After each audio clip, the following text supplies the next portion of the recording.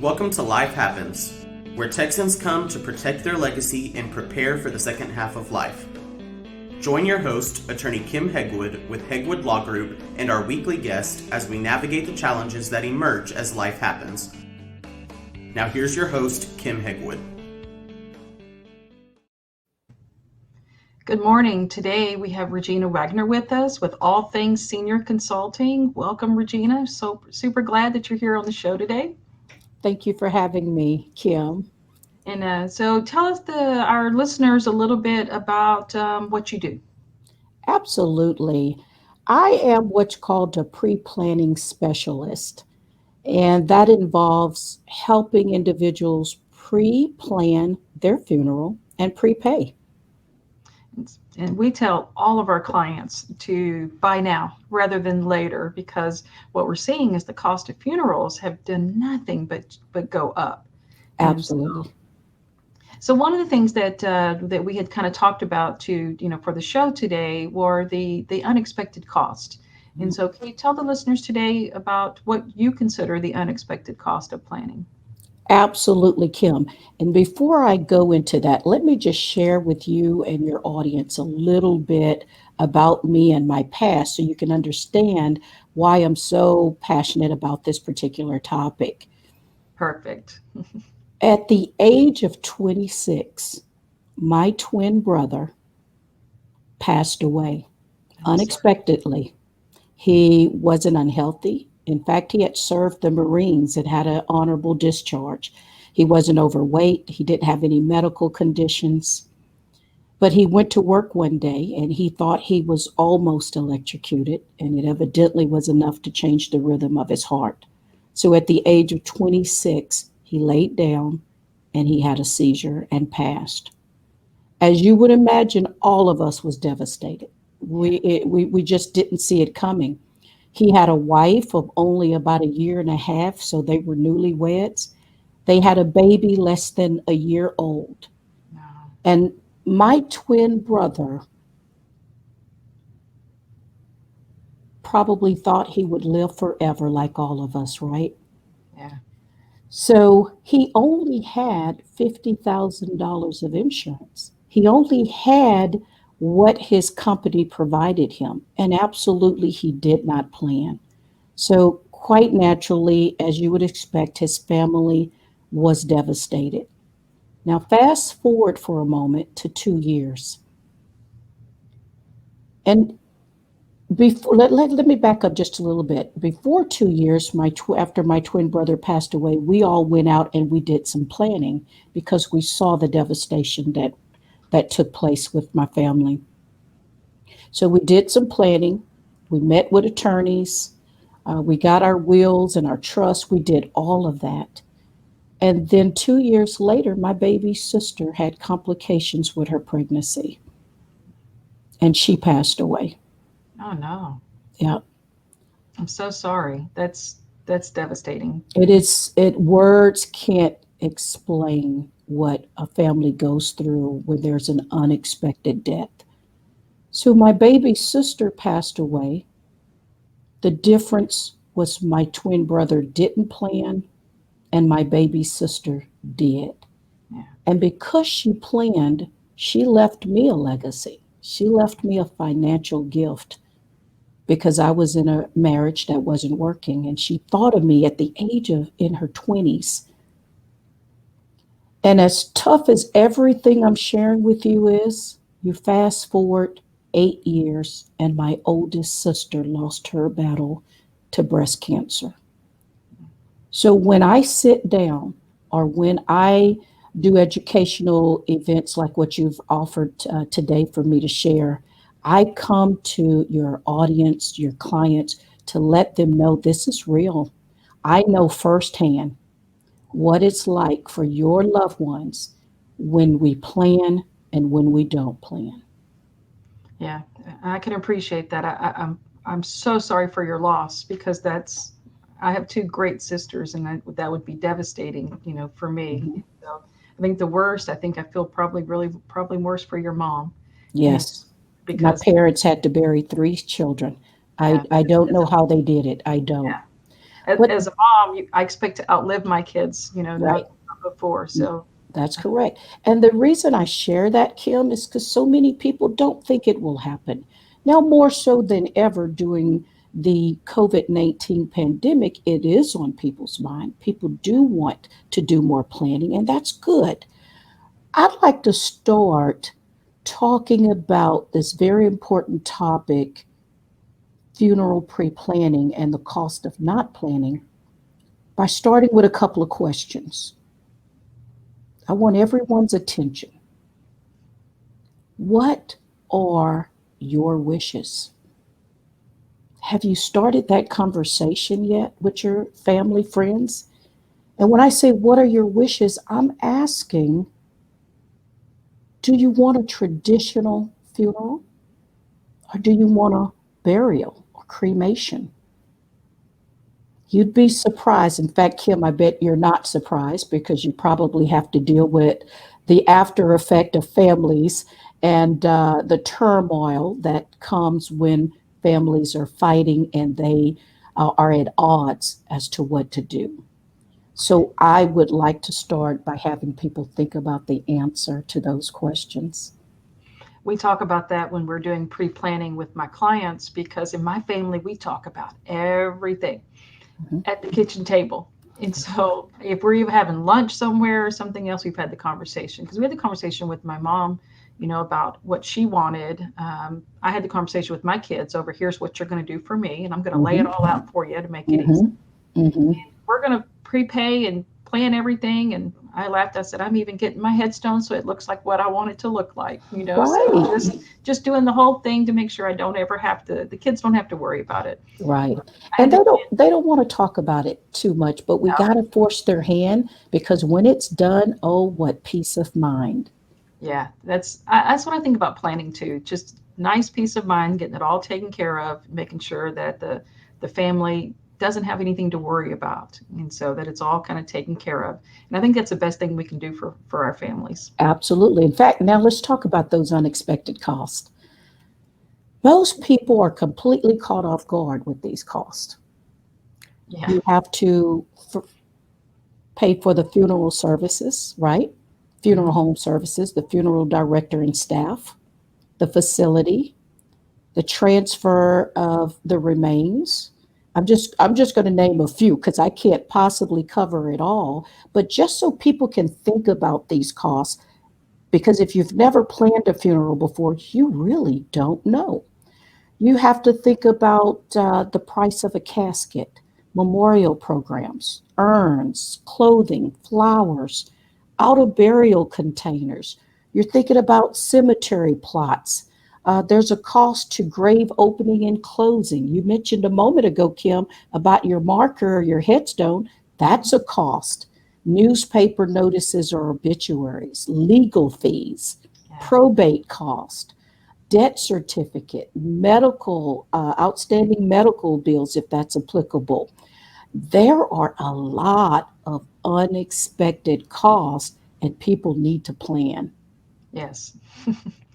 Yeah, it surprised me because the first funeral I ever had to plan by myself was my grandfather's, and Oh, so I'd gone into the funeral home where all of my family has used for years and years and years, and I was devastated. I was grieving, and I probably spent 12 or $13,000.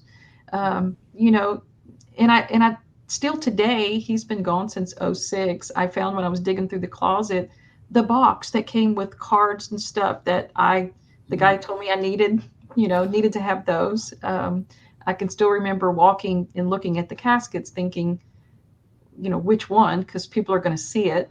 I wanted it to be pretty. And in my mhm. head, I could hear him going, pine box, pine box, pine box, don't spend the money, So it was, I tell clients, because I come from this with personal experience, you spend money when you're grieving, more money than you would spend if you weren't. And Yes. so, My twin brother, when he passed, so it's now 31 years ago. So I'm giving my age. Um, my sister in law brought me with her to the funeral home. And we were grieving just like you would imagine, right? yeah, I remember 31 years ago, That funeral cost $18,000. Ow.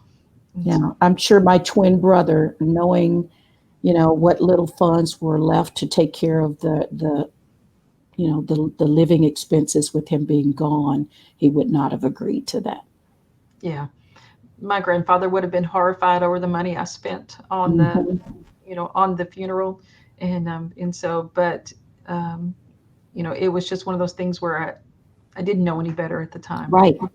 That's I right. should have done it. My grandmother passed away about 9 months before he did. I should have gone in right after that when I was better and not feeling so sad and hurting and plan that, because I would have been I think I would have been a little bit more pragmatic about it. At least I like to think so. And which is why I Absolutely. think it's so good to have people like you, so we can sit down and say, hey, I'd like to have all these things, and then kind of get reined in a little bit, in that aspect of it. And so, yeah, I had a lot of Absolutely. conversations about, what I wanted for, the kids. I've talked about it just kind of periodically, just kind of throw it out there. Oh Hmm. yeah, I lost a client today. Don't forget, this is what I want. Yes. So Oh, I just commend kind you of for that, that. just kind of remembering, just reminding, just in case. And so, my sisters know, my mom knows, and so everybody knows.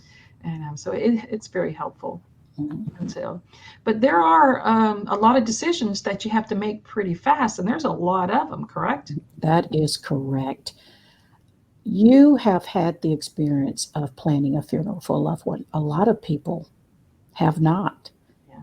And some people who have planned are not totally aware that there's some things that they could have done ahead of time. We all know at some point we're going to pass away, right? We don't know the day, we don't know the hour, but we know it's going to happen.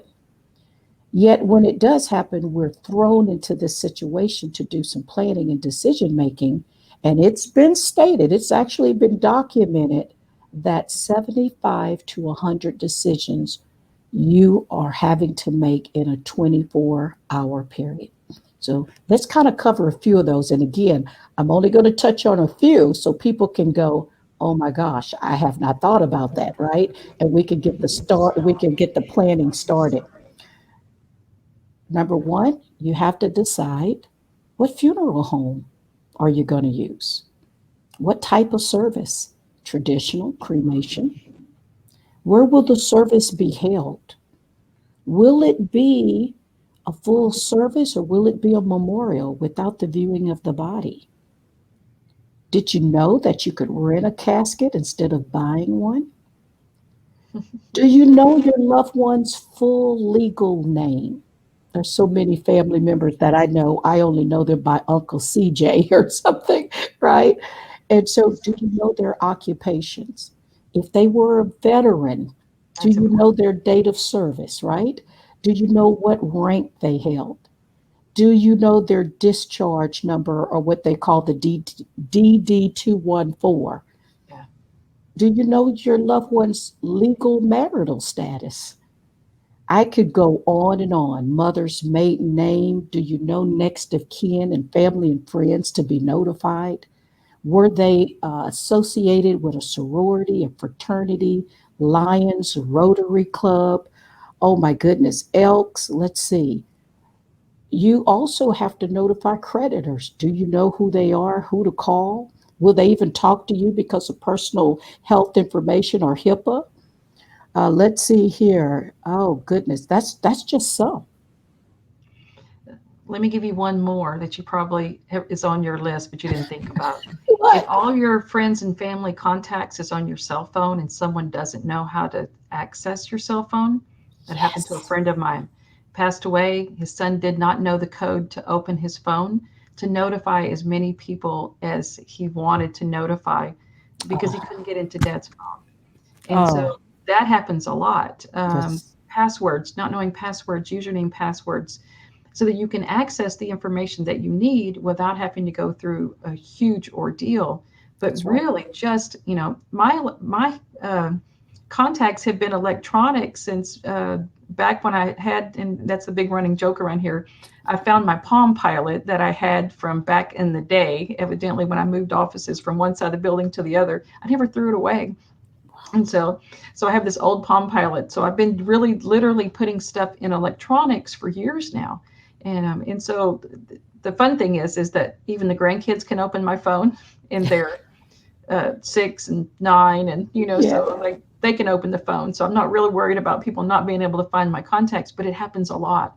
it People don't know does. the code, That's a and great one. so that's hugely important. Username, passwords in accessing that telephone, because that's where their friends are, is in That their is correct. contacts. Great point. Thank you for bringing that up. Yes, there's a lot of decisions that have to be made pretty quickly. And so a lot of people don't realize that the funeral home wants to get paid right away. Hmm. Yep, they do.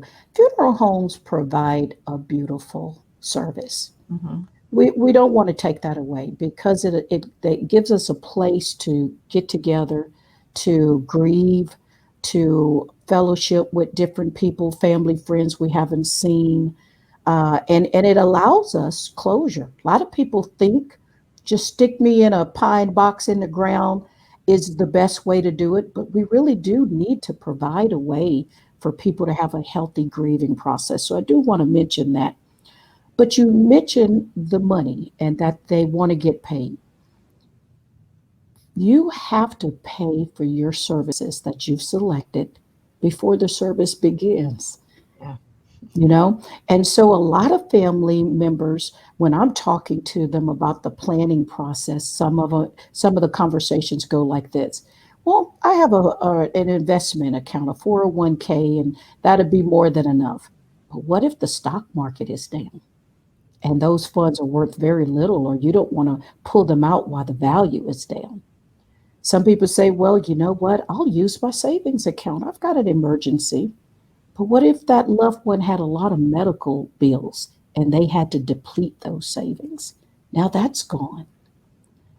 So, a lot of people who thought they were going to be okay when something happened, life happened, and those funds were no longer available for many different reasons.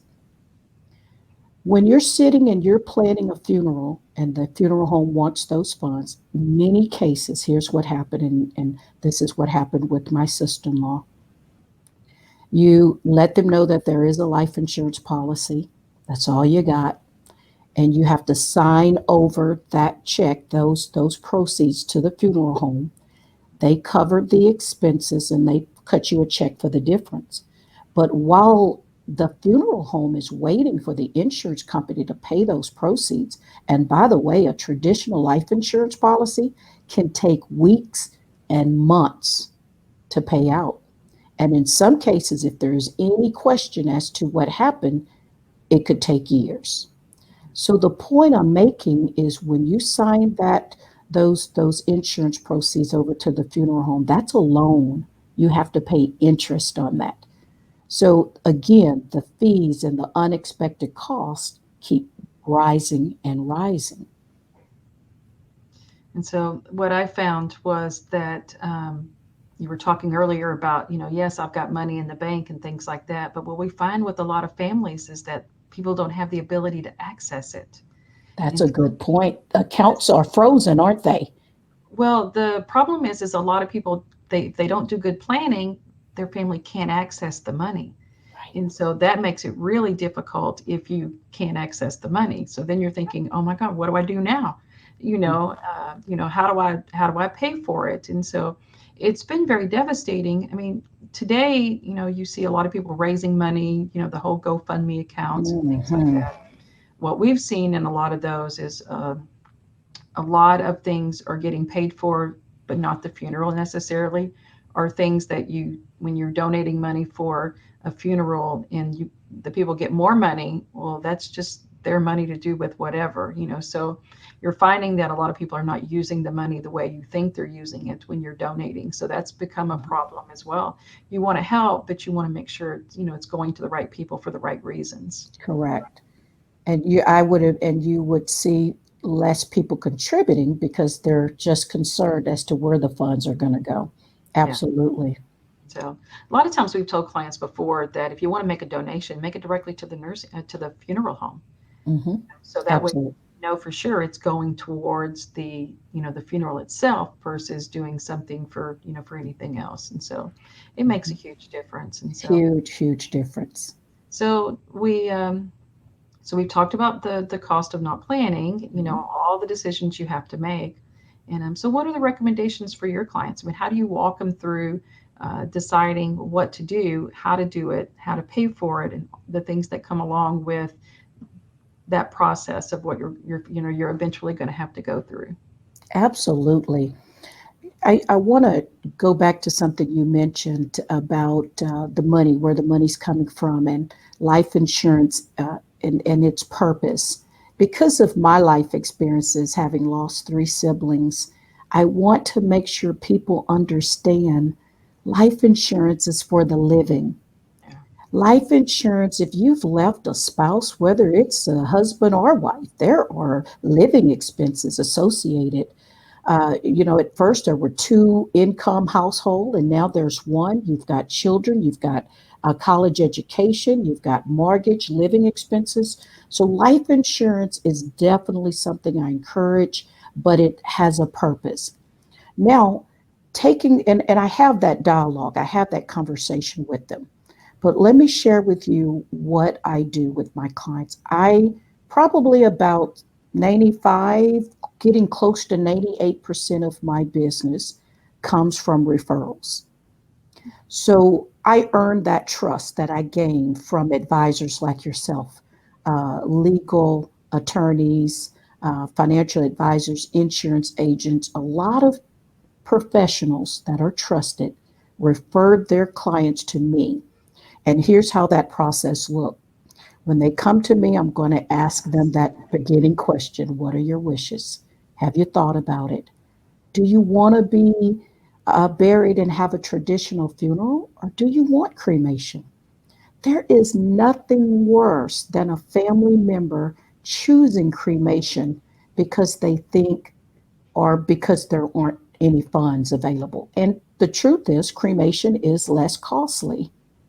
But what if the loved one wanted a cremation? Now that stress, that guilt is removed. So, my first, I guess, step that I encourage people to take is answer that question and share it, like you, Kim, with your family member.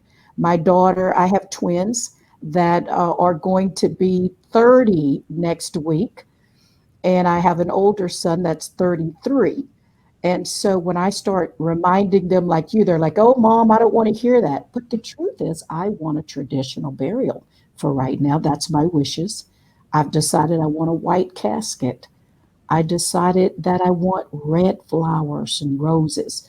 Red is my favorite color. So just by slowly having those conversations and taking some of that uncomfort, that discomfort away, it helps. So start with the conversation. I would love to see people have a podcast and get out in the community and just simply ask the question.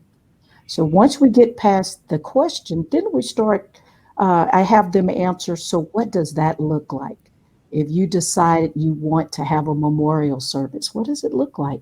Some people pick a memorial by the beach. Some pick a memorial at a park or in the backyard. Just there's so many venues and places that you can have people grieve and say goodbye. So I take them through that process, and we put that pencil to paper or in the computer, and then we put prices associated with it so they can lock in. Here's something very important. Once you did your planning and you decided how you want to be remembered, we're going to connect that to cost. And here's what people don't understand: every funeral home is different. You can have a casket at one funeral home, they're going to charge you $5,000. Another funeral home may charge you $10,000. So you have to do your homework. You have to work with a specialist like myself where we can go in and help you navigate the choppy waters. But once we associate a cost, we put a plan together that fits your budget. A person is going to lock in the today's cost of things like casket, urns, funeral home services. So you're locking in and you're protecting yourself against rising cost and inflation. Once you determine what's comfortable for your budget, you're going to either pay that in a lump sum single payment, or you could stretch it out and make monthly payments for a couple of years. And then when it's paid off, it's paid off. And when that time comes, we don't know when, but your loved one will have to only make one phone call and all your wishes are then carried out. How lovely is that? I think it's the best way to do things. And so I've been pressing my mom. My mom actually wants to be cremated, where I want a traditional burial. Mhm. And so we had the conversation because she'd gone to her local funeral home and said, can you give me a price for a cremation and a memorial service? And the bill was $4,700. And I went, yeah, no, there's something very wrong with this picture. So I was like, no, I can get it done for you a lot cheaper, a lot less cost. By all means, no, I know all the right people. And so to alleviate that, so now we go back in and redo that, because they charged her for things that I found out that were not necessary for a cremation. They charged her for a funeral director. You don't need a funeral director when you cremate somebody. So the costs were astronomical. And I was like, yeah, you really, really have to be very aware of what you can be charged for and know the things that you shouldn't be charged for. Because my mother, in all innocence, would have paid that almost $5,000 had she not had someone like me that's had very good referrals sources, like someone like you that has been educating people over the years to say, yes, no, that's not a good price. I can get it done for you for less than $1,000. And when the time comes, I'll just pick you up and take you to where we're going to do your memorial service. So, laughingly, just really being, really joking about it, Mhm. because you kind of have to laugh, because otherwise you're sad and nobody wants to be sad. Right. So, And uh, that's not the time that people are thinking properly. So yeah, to get your wishes, and then if your wishes are, just like you said, your wishes would be traditional, but your mother's wishes is cremation. yeah, So can you just think about the conflict there? You guys have had that conversation. It's not easy to do a cremation unless there's proper documentation in place. yeah, And here's something else. Funerals, as well as cremations, the prices vary depending on the region you live in. What our average cost in Texas is going to be different than another state. So there's so much involved. And my biggest thing is to ask, what would you like? What are your wishes? yeah. And so I think it's very important to talk about it. And so, ironically enough, my mother brought that subject up with us back when my kids were little. It was the Wow. first time we actually had the conversation. And the big running joke in the family was, okay, mom wants to be cremated, but what are we going to do with her? So that was the big joke for a long time, in that aspect. And so I tell my clients those stories, and Yes. because they're really funny. And so but it really brings it home that you got to be thinking about even the Mhm. little things The little. over, you're going to be cremated. You've got an urn that's got ashes in it, I'm assuming. Now, Mhm. what do you do with it? Yes. Because I've had more families fight over remains lately than I've ever had. Who That's a has the good right? point. Who has the right to decide who gets the remains? I mean, the law says if you're the spouse, you get them. But what if you're on that second or third marriage and Mhm. your kids don't have any choices? So Wow. it's really, really important that you think about the legalities as well while you're doing that planning, to make sure that the right people are in place to make the right decisions the way you want them to do that. And that's all comes down to planning, sitting down with you, sitting down with me, or someone like me, and Mhm. making sure that everything is done the way it needs to be done, and it's all laid out. And so, because it alleviates a whole lot of family fighting. I've had clients that have spent thousands of dollars in probate court, arguing over, who gets the remains and how you're, Wow. um, and it's devastating for families, because not only have you lost a loved one, but then to have to fight over what to do, with the Mhm. body per se, is Mhm. just horrifying. And so Yes. so And a lot of this, just like you said, families are arguing, they're divisive, and a lot of it could have been prevented with some planning. Yeah. I commend you, Kim. I am so excited to hear that you look out for your clients and you anticipate the problems down the road that they could have. So you're helping them with the planning to prevent that. I laugh and tell most people in my personal life, I've had to navigate a ton of the things that my clients are coming into and having to do now. So a lot of my input comes from personal experience. Mm-hmm. Sadly, Yeah. some of it from personal Mm-hmm. experience. And so, but I think that's what drives us. Like you've had a lot of tragedy in your family, Mm-hmm. but it drives your practice. It It makes does. so much of a better planner. And so in that part of it is very helpful because your story is going to help someone else, Mm-hmm. as painful as it is. And so, and I appreciate the fact that you shared that with us because that's a lot of pain to have to go through. And sharing it, putting it out there and saying, you know what, do all the right things. And Mm-hmm. so make sure that your family doesn't have to go through, what we went through. Yes. A lot of people don't realize that when they're thinking about life insurance, they're thinking, well, I've got a good job. If something happens to my wife, I still make good money. She wasn't working anyway. And Mm-hmm. I had a conversation with a guy at a workshop one time. I said, but uh, you work overtime right now? And he said, yes. I said, well, you won't do that anymore. Mm-hmm. Uh, your wife takes care of the child, takes care of, the house, so I'm like, Mm-hmm. now you've got to have somebody to replace that, Yeah. and what about the yard? You don't have time to do the yard now. You've got kids all weekend, Mm-hmm. so how are you going to manage that? So you think about, and I always laugh and tease the ladies. I'm like, and even the guys, the husbands that are the stay-at-home dads, Yes. to replace you, about 152,000 a year. Mm-hmm. Do the math. So you always want to make sure that you've done those calculations that and when you have children with disabilities, you Yes. really need to be thinking, how much can we maximize? So we talk to clients about getting good life insurance, getting lots of it, getting it outside of work, so that you Yes. lose your job, you still have it, it's there. And most of it, if you get it young, I know you're going to tell your clients this, it's not that expensive. And It's so get it, not. get It's it not young. very expensive. And It's and and I want to interject if I would. You just brought up a great point, and I really, since we've got some folks out there listening right now, I think the on the news yesterday, over 16 million people unemployed. yeah. Guess what? That means that life insurance that they had on the job went away.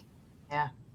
And so it's real important to make sure you have those, what we call those out of work policies, the ones that are away from work Mhm. policies. And so Yes. definitely doing that. And so, Great point.